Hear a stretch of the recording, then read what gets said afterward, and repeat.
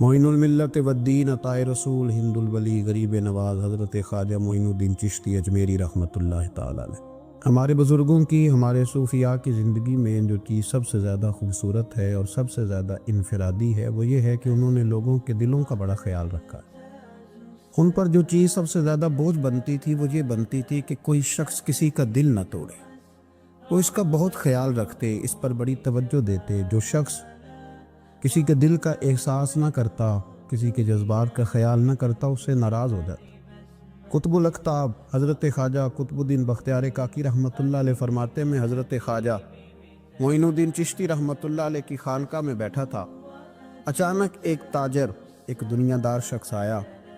حضرت خواجہ معین الدین چشتی رحمۃ اللہ تعالی علیہ کے سامنے بیٹھے ہوئے آپ کے ایک مرید شیخ علی علیہ رحمہ جن کا نام تھا، ان کی طرف وہ تاجر تیزی سے بڑھا اور شیخ علی کا گریبان پکڑ لیا۔ میرے پیسے کب دو گے اور کتنے وعدے کرو گے؟ لاؤ میری رقم واپس کرو۔ حضرت خواجہ معین الدین چشتی رحمۃ اللہ علیہ ساری صورتحال سے بے خبر تھے۔ جلدی سے اٹھے اور اٹھ کر کے اس تاجر سے کہا کہ معاملہ کیا ہے، بات کیا ہے؟ کہ حضور بہت عرصے تھے آپ کے اس مرید شیخ علی نے میری رقم دینی ہے اور واپس نہیں کرتا۔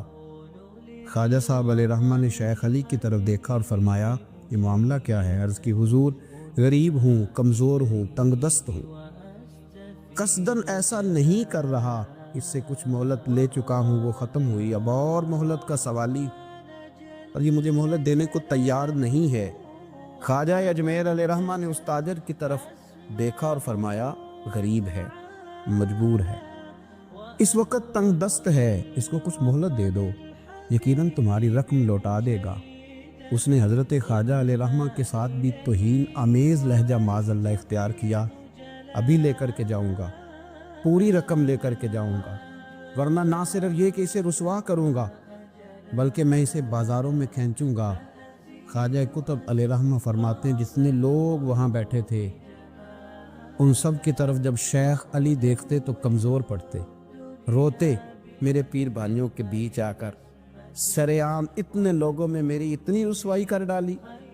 خواجہ اجمیر نے اپنی اس مرید کی آنکھوں میں جب آنسو دیکھے تو بڑا ہی دل نرم ہوا۔ اس کو کہا کچھ مہلت دے دے، اس نے کہا نہیں مجھے تو ابھی اپنی رقم چاہیے۔ خواجہ صاحب رحمۃ اللہ علیہ نے زمین پر چادر بچھائی، چند سکے جیب سے کیا نکالے تھے کہ اللہ تبارک و تعالیٰ نے بھرے خزانوں سے دولت عطا فرمایا، یہ ہے تمہاری رقم، اٹھاؤ اور لے جاؤ۔ تمہیں فقیروں کو اس طرح رسوا نہیں کرنا چاہیے تھا، تمہیں خانقاہوں میں بیٹھے ان سادہ اور کمزور لوگوں کے ساتھ یہ رویہ روا نہ رکھنا چاہیے تھا۔ یہ کہا اس شخص نے پیسے اٹھانے شروع کیے اور اٹھاتے اٹھاتے نا جب اس کی نظر زیادہ مال پہ پڑی تو کچھ زیادہ پیسے بھی اٹھا لیے۔ ذرا نظر بچا کے دیکھتا کہ خواجہ صاحب دیکھ تو نہیں رہے، کچھ زیادہ رقم ہتھیائی اور وہ چلتا بنا۔ حضرت خواجہ علیہ رحمہ نے شیخ علی کو تھپکی دی، فرمایا اللہ نے تمہاری عزت رکھی، پر ایک بات میری یاد رکھنا، جب بھی بھروسہ کرنے کو دل ہوا، جب بھی کسی طرف سہارا ڈھونڈنے کا دل ہوا تو یا خدا کی طرف دیکھنا یا محمد مصطفیٰ کی طرف ہے صلی اللہ علیہ وسلم۔ یہ کیا درویشوں کا کیا کام کہ وہ دنیا داروں سے پیسے لے اور دنیا داروں کے ساتھ معاملات کرے، تمہاری یہ روش اچھی نہیں، لیکن اللہ نے تمہارا وقار رکھا۔ خواجہ قطب کہتے ہیں وہ بات تو ختم ہو گئی، لیکن شیخ علی کے چہرے پر کئی دنوں تک افسردگی رہی۔ وہ ان سب لوگوں کو پلٹ پلٹ کے دیکھتے جن کے سامنے آ کے اس نے گریبان پکڑا تھا تو بیچاروں کی طبیعت بگڑتی، دل پہ افسوس ہوتا، اس کو ایسا نہ کرنا چاہیے تھا، میری غریبی کا یوں مذاق نہ اڑاتا۔ کہتے ہیں چند ہفتے گزرے تو اس تاجر کو ہم نے دوبارہ خواجہ صاحب کی خانقاہ میں داخل ہوتے دیکھا، لیکن اب کہ وہ بڑا ہی پریشان آیا، اب کہ وہ بڑا ہی افسردہ آیا، اب کہ وہ آیا تو ہانپتا کامتا تڑپتا آیا، چادر بڑی ساری اوڑھ رکھی ہے، آتے ہی حضرت خواجہ کی خدمت میں بیٹھا، تڑپ کے رونے لگا، کہنے لگا اجمیر کے بادشاہ بھول گیا تھا، معافی ہو سکتی ہے، غلطی ہو گئی تھی، درگزر کا سوالی بن کے آیا ہوں۔ عطائے رسول ہند الولی غریب نواز رحمت اللہ تعالی علیہ فرمانے لگے پہیلیاں نہ بجھا، جو بات ہے اس کو کھول کر کے بیان کر، فقیر تیری ہر بات سننے کو اور درگزر کرنے کو تیار ہے۔ اس نے اپنا ہاتھ چادر کی اوٹ سے نکالا تو کہنے لگا حضور خشک ہو گیا، اٹھتا ہی نہیں۔ حضور تکلیف میں ہوں، آزمائش میں ہوں۔ ہوا دراصل یہ تھا کہ میں نے نا وہ میں نے سکے اٹھاتے اٹھاتے نا آپ سے نظر بچا کے کچھ زیادہ اٹھا لیے تھے، تو آپ کی ناجائز دولت، میں نے آپ کی دولت کو ناجائز حاصل کر لیا تھا، تو حضور اس سبب سے میرا ہاتھ چھل ہو گیا، مجھے اتنے لینے چاہیے تھے جتنے میرے بنتے تھے، میں نے ناجائز پیسے لے لیے۔ خواجہ اجمیر فرمانے لگے دنیا دار ہے تو ابھی تک دنیا داری میں ہی اڑا ہوا ہے، تو دنیا دار ہے تو ابھی تک تیرا خیال سکوں میں، پیسوں میں، دھیلوں اور اشرفیوں میں اڑا ہوا ہے۔ فرمانے لگے مجھے پتا تھا تو زیادہ اٹھا رہا ہے، لیکن فقیر کے پاس جو خزانے ہیں وہ اس کے ذاتی نہیں، وہ رب کریم کے دیے ہوئے ہیں۔ اللہ کے خزانوں میں سے کوئی لے گیا تو لے گیا، لیکن تو یہ کیا سمجھتا ہے کہ زیادہ سکے اٹھانے کی وجہ سے تیرا ہاتھ چھل ہوا ہے؟ اس لیے تیرا ہاتھ خشک ہو گیا ہے کہ تو نے ایک فقیر اور درویش کو بھرے مجمع کے اندر رسوا کر ڈالا تھا۔ تیرا زیادہ پیسے لینے کی وجہ سے ہاتھ کمزور نہیں پڑا، بلکہ وہ جو تو نے اس غریب کے گلے میں ہاتھ ڈالا تھا اور اسے رسوا کر ڈالا تھا، تو کیا سمجھتا ہے وہ لاوارث ہے؟ اگر وہ کمزور ہے، تنگ دست ہے، تو بندہ تو رب کریم کا ہی ہے نا۔ جو تاجر، سیٹھ، نواب اور ذمہ دار کا رب ہے، غریبوں کا بھی وہی رب ہے، ان مسکینوں کا بھی وہی رب ہے، ان کمزوروں کا بھی وہی رب ہے۔ کہنے لگا حضور معافی کا سوال ہی ہوں۔ فرمایا اٹھ کے جا اور بھرے مجمع میں جا کے ایک دفعہ اس درویش سے معافی مانگ، مجھے امید ہے عرش کا رب تیرے سارے گناہ معاف فرما دے۔ ایک دفعہ معافی مانگ لے، جا سوال کر لے۔ وہ شیخ علی کے سامنے آ کے کھڑا ہوا، وہ کہنے لگا اگر آپ معاف کر دے تو میری تکلیف دور ہو جائے گی۔ شیخ علی کی آنکھوں میں چم چم آنسو برسے۔ کہنے لگا آپ نے معاف کیا کہ نہیں کیا؟ کہنے لگے یار تو تاجر ہے، تو ذمہ دار ہے، تیرے دل میں پتہ نہیں کیا تصور ہے، پر میں نے تو معاف کرنا ہی ہے، اس لیے کہ نہ میں تاجر ہوں، نہ میں ذمہ دار ہوں، نہ میں دنیا دار ہوں، میں تو غریب نواز کا ماننے والا ہوں۔ میری مجبوری ہے کہ جس شخص کا میں نوکر ہوں نا، اس نے سکھایا ہی معاف کرنا ہے، جس کے در دولت پہ میں رہتا ہوں انہوں نے درگزر کرنا سکھایا ہے۔ ادھر جب معافی ہوئی تو خواجہ اجمیر نے تھپکی بھی دی، دعا بھی فرمائی، رب کریم نے شفا عطا فرما دی۔ تو خواجہ اجمیر فرمانے لگے میاں جا، تیری تندرستی ہوگی، چلا جا۔ کہنے لگا حضور اب کس نے جانا ہے، اب تو میں تیری دہلیز پہ جھاڑو دیا کروں۔ یہ ہاتھ جو تیری دعا کی برکت سے شفا یاب ہوا ہے اجمیر کے والی، اب میں یہاں جھاڑو دوں گا، اب میں یہاں نوکری کروں گا۔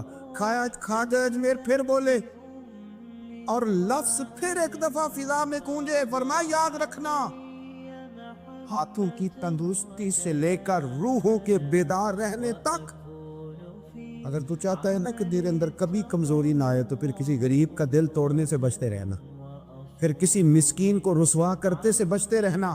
اگر اللہ دولت دے، اقتدار دے، کچھ لوگوں کو تیرا دستے نگر بنائے، پھر ذرا احتیاط کرنا، لفظوں پہ ذرا تھوڑا سا محتاط ہو کے رہنا، پھر دیکھنا تیرے انداز سے، اطوار سے، طور طریقوں سے کسی کو تکلیف نہ پہنچ جائے۔ اورنگزیب عالمگیر رحمت اللہ تعالیٰ علیہ ہندوستان کے بادشاہ تھے۔ خواجہ معین الدین اجمیری رحمت اللہ علیہ کے مزار پہ حاضری دینے گئے۔ گویا دنیا کا بادشاہ دین و دنیا کے بادشاہ کے مزار پہ حاضری دینے گیا۔ حضرت اورنگزیب عالمگیر مزار پہ گئے تو دیکھا ایک اندھا بیٹھا ہے، اور ساج سنور کے سارے فقیر بیٹھ جایا کرتے تھے، اندھا بیٹھا، کہنے لگا بابا دے دو، بابا دے دو، 20 سال سے بیٹھا ہوں خواجہ اجمیری کے دربار پہ آنکھیں نہیں ملتی، اندھا ہوں، کچھ دے دو۔ اورنگزیب عالمگیر سرانے کھڑے ہو کے کہنے لگے اچھا 20 سال سے بیٹھا ہے، کوئی نہیں مل رہی؟ کہا نہیں مل رہی۔ فرمانے لگے 2 سپاہیوں کے اس کے سر پہ کھڑے ہو جاؤ تلواریں لے کے، میں جا رہا ہوں اندر حضرت اجمیری کے مزار پہ حاضری دینے۔ 21 سال ہو گئے، اس کو آنکھیں نہیں مل رہی، اس سے تو وہ حضرت خواجہ اجمیری ناراض ہیں، اس کو دیتے ہی کچھ نہیں، اس کے سرانے کھڑے ہو جاؤ، اگر میرے آنے تک، یہ میرے واپس آنے تک ٹھیک ہو گیا تو صحیح، ورنہ میں اس کی گردن کاٹ دوں گا، اس سے تو ناراض ہے، 21 سال ہو گئے میرے لیے کچھ نہیں رہا، اور یہ خواجہ اجمیر کا آستانہ ہے جہاں سے کبھی خالی کوئی نہیں گیا۔ کہنے لگا اس سے ناراض ہے بابا، میں واپس آؤں گا تو اس کی گردن اڑا دوں گا۔ یہ کہہ کے اورنگزیب عالمگیر اندر گئے، وہ اندھا پیچھے سے کہنے لگا یا اللہ آنکھیں پہلے ہی کوئی نہیں تھی، اب تو گلا بھی کٹنے لگا ہے، خواجہ صاحب مہربانی کرو، اللہ خواجہ صاحب کے صدقے فضل پر معاف۔ رونے لگا، چلانے لگا. وہ سپاہی کہتے ہیں اس نے اتنی منت کی کہ ہم بھی رونے لگے. تھوڑی دیر کے بعد اورنگزیب عالمگیر واپس آئے تو اندر زور زور سے بولنے لگا، کہنے لگا بادشاہ میری آنکھیں صحیح ہو گئی ہے، مجھے اللہ نے معاف کر دیا ہے، خواجہ آج میری نے عطا کر دی ہے، رب نے میری غلطیاں بخش دی ہیں، دیکھو میں ٹھیک ہو گیا ہوں. اورنگزیب عالمگیر نے تاریخی جملہ کہا خواجہ صاحب کے مدار پہ کھڑے ہو کے، کہنے لگے او ظالمو، آج کے ظالموں صوفیاء کو بدنام کرتے ہو، بدبختو ان لوگوں پر الزام دھرتے ہو، ان کے دروازے سے بھی کبھی کوئی خالی جا سکتا ہے؟ فرمایا 21 سال ہو گئے تھے تو نے اندھا بن کے ڈھونگ رچایا ہوا تھا، تو مانگتا تھا لوگوں سے مانگتا تھا، ڈھونگ رچایا ہوا تھا. آج تو نے موت کے ڈر سے دل سے مانگا ہے اور رب نے معین الدین کے صدقے تجھے دونوں آنکھیں عطا فرما دی. ڈھونگ نہ رچاؤ، دل سے آؤ، دل سے آؤ. ان فقیروں کے دروازے بند نہیں ہوئے، کھلے ہوئے ہیں، لیکن شرط یہ ہے کہ دل سے آؤ. تم نے تو ڈھونگ رچایا ہوا ہے، ڈھونگ سے بھی کمی ملا ہے. فرمایا میرے معین الدین کا دروازہ اور کوئی خالی چلا جائے؟ ڈھونگ نہ رچاؤ، خدا کی قسم دنیا ڈھونگ نہ رچائے، ان سے درد دل لینے جائے، ان سے معرفت الہی کا درس لینے جائے، ان سے رب کا قرب مانگنے جائے. تمنا درد دل کی ہو تو کر خدمت فقیروں کی، نہیں ملتا یہ گوہر بادشاہوں کے خزینوں سے. اور کسی نے کہا تھا اللہ اللہ کیے جانے سے اللہ نہ ملے، اللہ والے ہیں جو اللہ سے ملا دیتے ہیں. اور نگاہ مرشد کامل سے عشق مصطفیٰ حاصل، نگاہ مرشد کامل سے عشق مصطفیٰ حاصل. خدا کا قرب دے محبت پیر خانے کی، خدا کا قرب دیتی ہے محبت پیر خانے کی. ان سے کبھی دنیا مانگنے نہ جاؤ، دنیا تو کئی دفعہ دنیا دار سے بھی مل جاتی ہے. ان بزرگوں کے آستانے پر جاؤ تو خدا کی معرفت مانگو، نماز کی لذت مانگو، مصطفیٰ کا پیار مانگو. اولیاء چشت میں جس بزرگ نے اپنے زمانے میں بڑا عروج پایا ان کا نام خواجہ قطب الدین بختیار کاکی ہے. سب بولیے رحمت اللہ تعالی علیہ. خواجہ قطب الدین یہ شہزادے تھے اور مرید ہوئے تو خواجہ معین الدین صاحب کے ساتھ ہی آ گئے دلی میں. خواجہ معین الدین صاحب کی بھی کیا بات، عطائے رسول ہند الولی، اور ان کے مرید تھے بابا فرید الدین گنج شکر رحمت اللہ علیہ. اور مجھے اللہ جانتا ہے مجھے عشق کی حد تک پیار ہے بابا فرید صاحب سے، بڑا میرا درد ان کے ساتھ. اور میں جتنا اس صوفی کو پڑھتا ہوں کم ہی لوگوں کو میں نے پڑھا ہے. حضرت بابا فرید کے پیر اور خواجہ معین الدین صاحب کے خلیفہ کیا نام ہے؟ خواجہ قطب الدین. مکتب میں پڑھنے گئے نا پہلے دن، 4 سال کی عمر تھی تو قاری صاحب نے الف با تا سا پڑھایا تو انہوں نے 15 سپارے قرآن پاک کے سنا دیے. تو کہنے لگے بیٹا تجھے کیسے آئے؟ کہنے لگے میری اماں 15 سپاروں کی حافظ ہے، وہ سارا دن قرآن پڑھتی رہتی تھی، مجھے سن کے یاد ہو گیا ہے. یہ بالا نگالا یاد ہو سکتی نے تو قرآن پاک بھی یاد. اللہ خیر کرے، شرط یہ ہے کہ ہم گھر میں قرآن پڑھیں، بچوں کو سن کے بھی یاد ہو ہی جاتا ہے. خواجہ قطب الدین اتنا عروج پایا اس شیخ کامل نے کہ وقت کا بادشاہ بھی مرید ہو گیا. سلطان شمس الدین التمش مرید تھا، دلی کا بادشاہ بھی مرید تھا، اجمیر کا بادشاہ خواجہ معین الدین صاحب کا مرید نہیں ہوا، نہ پاک پتن کا بادشاہ بابا فرید کا مرید ہوا. لیکن خواجہ قطب صاحب کو اللہ نے یہ عظمت بھی دی، یہ شان ہے نا. اگرچہ صدقہ سارا خواجہ معین الدین کے قدموں کا ہی تھا، لیکن دلی کا بادشاہ مرید ہوا، اور اتنا اعلیٰ مرید ہوا کہ جب خواجہ قطب الدین صاحب کا وصال ہوا تو 3 شرطیں لگائی تھی. فرمایا میرا جنازہ وہ پڑھائے، جب سے توبہ کیا پھر اس کا سینے بد حرام کے لیے نہ کھلا ہو، اور جب سے توبہ کیا پھر لقمہ حرام اس کے گلے سے نہ گزرا ہو، اور جب سے توبہ کیا پھر کبھی نماز تہجد بھی قضا. بڑے بڑے صوفی میری طرح کے گردن جھکا کے کھڑے ہو گئے. 7ویں صف سے دلی کا بادشاہ نکل آیا، کہنے لگا پیرا ساری زندگی میں نے پردہ داری سے عبادت کی تھی، تو جاتی دفعہ مجھے بے نقاب کر گیا ہے. اتنا بڑا انہوں نے شخص تھا. اور حال یہ تھا، لوگ کہتے ہیں کہ فلانا آدمی امیر آدمی ہے تو حضرت صاحب کا تعلق پیر صاحب کا تعلق زیادہ ہے، تو اس کی عمارت نہ دیکھ، کبھی کبھی اس کی پرہیزگاری بھی دیکھ، اس کی خدمت گزاری بھی دیکھ. خواجہ قطب الدین صاحب پہ بھی الزام لگتے رہے. ایک الزام یہ بھی لگا کہ قریب چلے گئے. ہوا کیا، جب بادشاہ مرید ہوا تو کہنے لگا حضرت جی میں نے بادشاہی نہیں کرنی، میں نے اب خانقاہ میں رہنا ہے. تو فرمایا بیٹا تو چھوڑ دے گا تو کوئی ظالم بیٹھ جائے گا. تو حضور پھر کیا حکم ہے؟ فرمانے لگے تو نے کرنی ہے. تو کہا حضور آپ وہ کہاں ہوتے ہیں, میں کہاں ہوتا ہوں, ڈیلی نہیں لگتا. آپ فرمانے لگے میں ڈیرا اٹھا کے تیرے قریب لے آتا ہوں. خواجہ صاحب 1 کلومیٹر کے فاصلے پر ڈیرا اٹھا کے لے آئے. فرمانے لگے میں تیری تربیت کرتا رہوں گا, تو مخلوق کا بھلا کرتے رہنا. صلی اللہ علیہ, تو حضور کی امت کا اللہ اکبر. وہ قریب اس وقت بھی لوگوں نے بڑی باتیں کی کہ دیکھو جی بادشاہ تھا نا تو پیر صاحب بھی نیڑے آ گئے. لوگ دیکھتے نہیں کہ اصل بات کیا ہے. خیر وقت گزر گیا, بادشاہی مرید ہو گیا, تو پھر دلی سارے میں اسلام, اتنا عدل انصاف. ہندوؤں کو بات پسند نہ آئی, انہوں نے کچھ مسلمان خرید لیے. سلطان شمس الدین التمش بیٹھا ہے دربار میں, جاگ رہے ہیں نا آپ لوگ سب, کہیے صلی اللہ علیہ. بڑی غور سے سننے والی بات.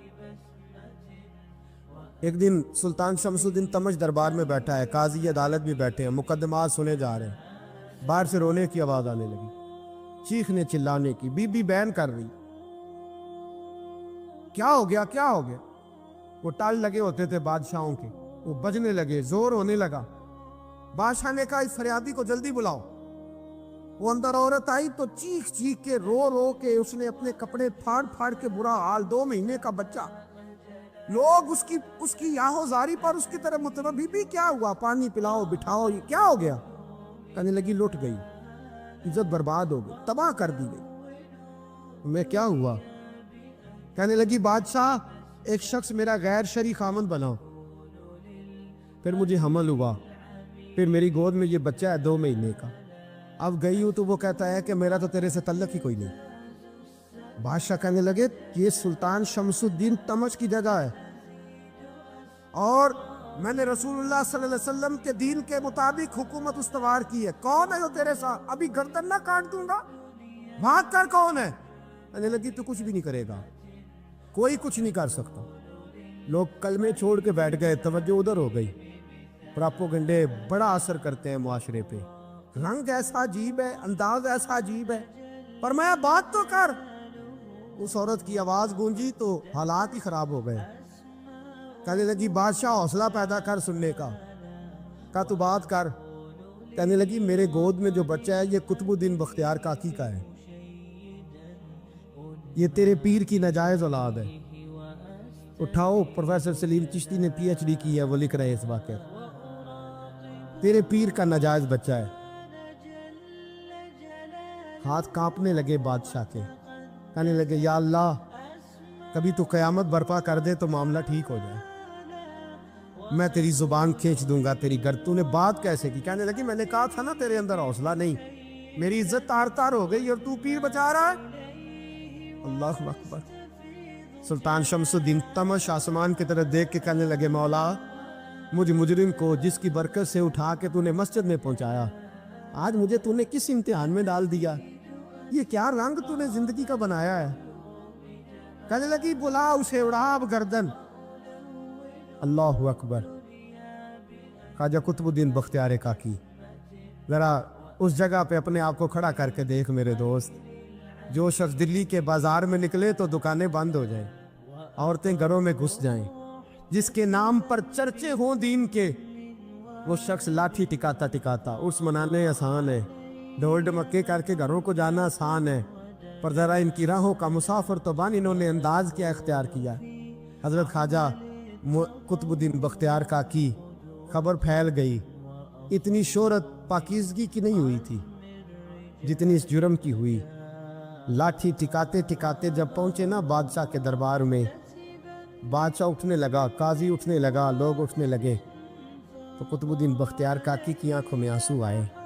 مانے لگے بیٹو بیٹھ جاؤ, آج میں پیر بن کے نہیں آیا, میں مجرم بن کے آیا.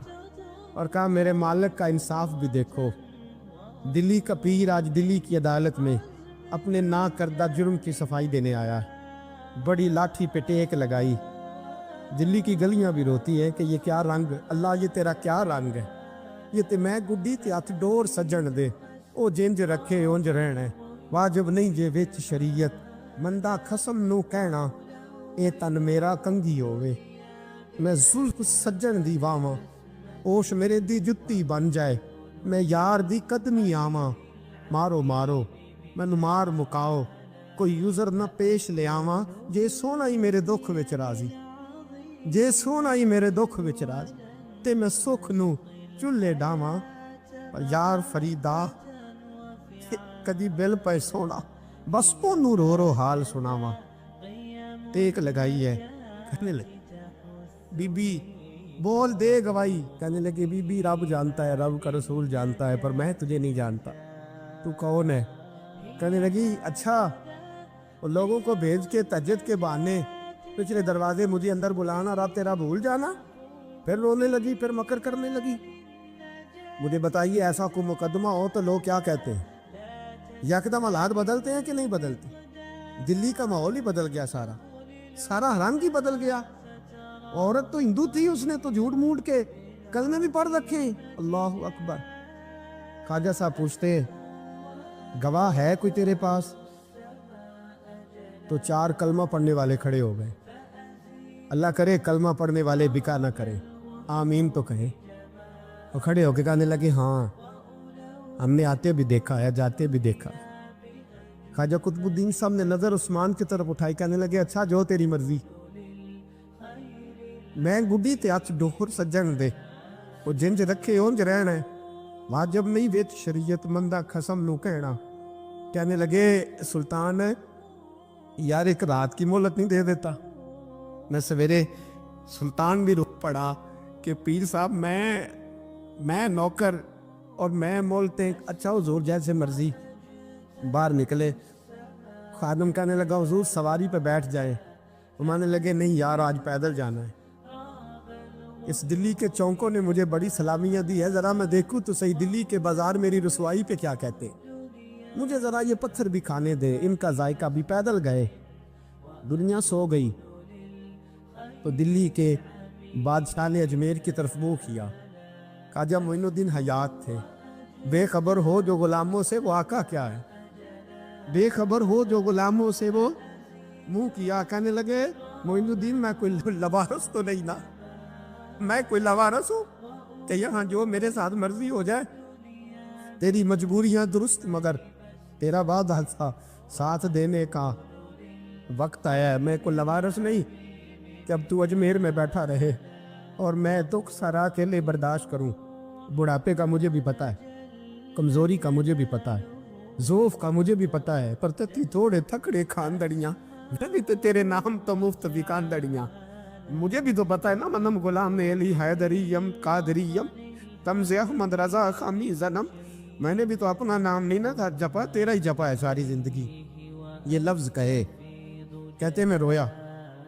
आँख लगी तो हज़रत ख्वाजा मोइनुद्दीन साहब ख्वाब में मिले। कहने लगे कुतुबुद्दीन मेरा इंतज़ार करना, मैं पहुँच रहा हूँ। मेरा इंतज़ार करना, मेरा इंतज़ार। क्या कहा मियाँ साहब ने? कहते हैं माली दा कम पानी देना, फल कच्चे होनियां पक्के। ये पीर मुरीद दे सिर ते ही रहिंदा है, झूठे होनियां सच्चे। मैं आया, फिक्र ना करना। हज़रत सवेरे उठे, फिर गए अदालत। फिर कहा ना भाई प्रोटोकॉल, मुजरमों का प्रोटोकॉल नहीं होता, मैं अकेला जाऊंगा। जिसके आगे पीछे नारे होते तने तनहा। 2-4 मिनट ज़्यादा ले लूँ, आज आप हजरात। कहते मैं पहुंचा अदालत और जाके जब कहा ना कि हाँ जी हुजूर बताइए, गवाह भी खिलाफ है, मुकद्दम बोले। तो कहने लगे मुझे मेरे शेख ने हुक्म दिया है कि मेरा इंतज़ार करना। फिर वो जो बातें करने वाले थे कहने लगे जी कौन गया था अजमेर, कौन आया वहाँ से, हमें रूहानी बातें ना बताई जाए। यहाँ से तो एक दिन में पहुंचा नहीं जा सकता, ट्रेन भी 36 घंटे लेती है दिल्ली से जाने में। तो कहा ये कैसे हो सकता है, कोई रात को रात आपको खबर हो गई, आप केस को लंबा ना करे। बादशाह मुरीद है, लगता है कि ये रातों रात भगा देगा पीर को। इतनी बातें ख्वाजा साहब ने सुनी। जब बेगुनाह आदमी को ये बातें सुननी पड़ती हैं फिर दिल बड़ा टूटता है, फिर बड़ी तकलीफ होती है। हजरत कहने लगे यारो तुम्हारी मर्जी। शमसुद्दीन तमश की आवाज़ गूंजी। फरमाया जैसे इन्होंने कहा वैसे किया जाएगा। 3 दिन के लिए अदालत बर्खास्त कर दी जाती है। चेम गोनियाँ होने लगी, फबतियाँ कसी जाने लगी। तीसरे दिन शाम का वादा था, चौथे दिन अदालत जाना था।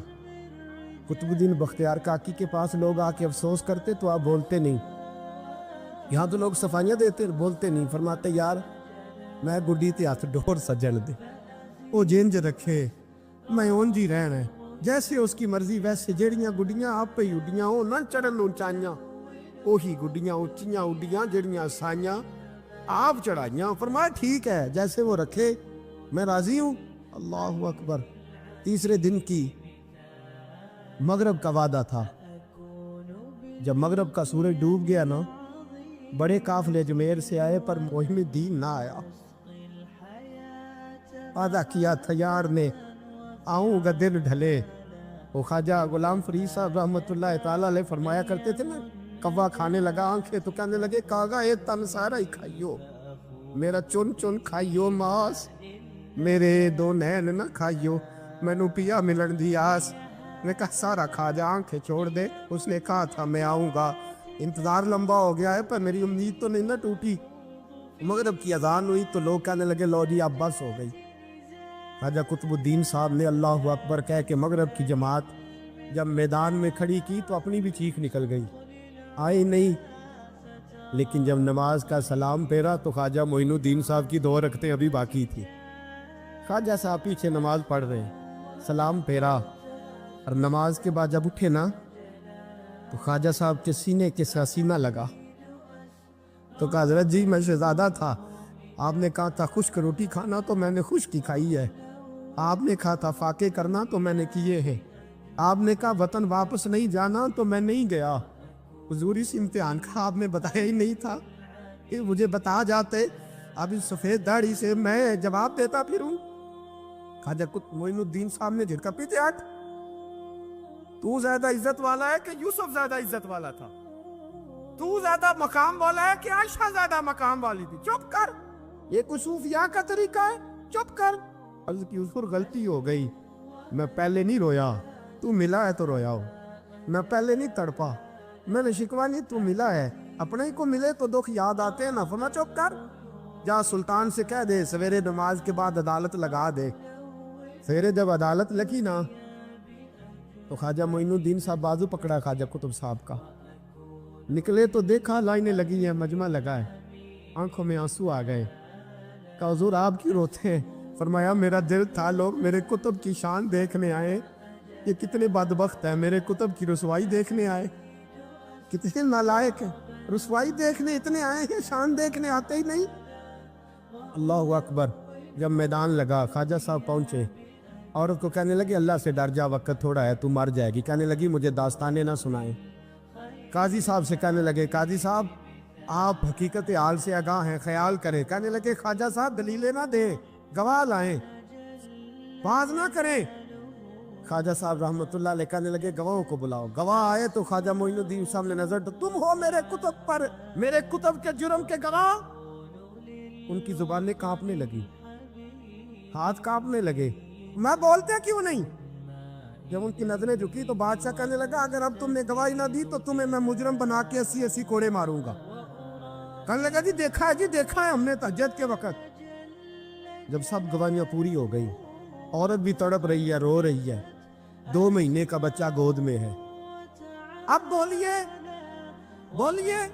علماء زوار بھی کھڑے ہیں، حسد کرنے والے جلنے والے بھی کھڑے ہیں، ہندو تو ویسے ہی تالیاں بجا رہے ہیں۔ اجمیر کا بوڑھا، اور یہ آخری پھیرا تھا خواجہ معین الدین کا دلی میں، اس کے بعد ظاہراً دوبارہ نہیں آئے۔ اٹھے لاٹھی ٹکاتے ٹکاتے اور میدان کے اندر جا کے نا، بڑے میدان میں مجمع تھا، سر سجدے میں رکھا، کہنے لگے یا اللہ میں ہندوستان مرضی سے نہیں آیا، تیرے رسول کا بھیجا آیا۔ پھر اٹھے اور کہنے لگے مولا تیرے نبی کا فرمان ہے کہ میری امت کے علماء بنی اسرائیل کے نبیوں کی طرح ہوں گے، اگر یوسف کے لیے بچہ بول سکتا ہے تو میرے کتب کے لیے بھی بولنا چاہیے، اگر یوسف علیہ السلام کے لیے بول سکتا ہے تو میرا قطب الدین بھی سچا ہے، کس کے لیے؟ پھر اٹھے اس بی بی کی طرف بڑھے، لوگ کہنے لگے نہ جانے اب کیا ہوگا۔ جب اجمیر کے بادشاہ نے، عطا رسول نے، ہند الولی نے، امام الاولیاء نے کپڑا کھینچا اور کہنے لگے وہ بچے تو جانتا ہے نا تیرا باپ کون ہے، 2 مہینے کا بچہ۔ جب نانا بولا تو بی بی کہنے لگی اب کیا کر رہے ہو، بچے بھی کبھی بولنے ہیں؟ میں بی بی چپ کر، ان اللہ अला कुल्ले शैइन कदीर, मैं कमजोर रब का मानने वाला नहीं, कुदरतों वाले रब का मानने वाला हूँ। वो चाहे तो बच्चे भी बोलते हैं। कुरान कहता है हजरत ईसा बोले थे इन्नी अब्दुल्लाह आतानी अल किताब। मरियम भी तो वली अल्लाह थी, वो नबी तो नहीं थी। अगर वली अल्लाह बनी इसराइल का हो बच्चा बोल सकता है, तो अगर वली अल्लाह मोहम्मद अरबी की उम्मत का हो तो बच्चा फिर भी बोल सकता है। यूं कपड़ा हटाया, बच्चा बोल। 2 महीने का बच्चा माँ की गोद में उठ के बैठ गया और बच्चा बोल के कहने लगा अस्सलामु अलैकुम या वलीउल्लाह। जब ये लफ्ज अदा किए तो नारे लगने लगे, लोग रोने लगे, बीबी बेहोश होके गिरी और मानने लगे मुझे सलाम ना कर, मेरे कुतुब की बात बता। कहने लगा कसम है अल्लाह की इज्जत की, वो सामने मजमे जो सरदार बैठा है वो मेरा बाप है। कुतुबुद्दीन तो बेगुनाह है, कुतुबुद्दीन तो बेगुनाह है, मेरा बाप तो वो बैठा है। ये काजी भी साजिश में शरीक है। कई मुसलमान खरीदे गए, ये गवाह खरीदे गए। जब गवाही हो गई, बच्चा ये लफ्ज कह के अल्लाह अकबर कहता हुआ फिर चुप कर गया। ख्वाजा कुतुबुद्दीन साहब का बाजू पकड़ा, ख्वाजा मोइनुद्दीन साहब ने मजमे से बाहर निकले। लोग कहने लगे हुजूर आप कुछ बोलते नहीं। फरमाने लगे जिसने बोलना था वो बोल चुका है, जिसने बोलना था वो, जो जादू वो जो सर चढ़ के बोले। फरमाया तुमने फॉर्म पे नजर रखी और मैंने अल्लाह की कुदरत पे नजर रखी। तुमने इसके किरदार को जो जोड़ा और मैंने इसके किरदार को तामीर किया। हजरत सुल्तान शमसुद्दीन तमश भी पीछे दौड़े, कहा हुजूर कहाँ ले जा रहे हो? फरमाया कुतुब मेरा है, मैं अजमायर साथ लेके जा रहा हूँ। अब मैंने अपना बच्चा तुम्हारे सुपुर्द, अब मेरे पास रहेगा। तुमने सताया मेरी औलाद को, अब ये मेरे पास रहेगा, मैंने नहीं तुम्हें देना। लोग राहें बिछा के, नजरें बिछा के बैठ गए, पाँव में गिर गए, कहने लगे हुजूर हमारे लिए नहीं, रसूलुल्लाह के दीन के लिए, हमारे लिए नहीं, तामीर शरीयत के लिए, अदाए सुन्नत के लिए छोड़ जाइए। ख्वाजा साहब कहने लगे कुतुबुद्दीन जा, तुझे छोड़ के जाता हूँ, अब कयामत तक कोई तेरी रुसवाई की जरूरत नहीं कर सकेगा।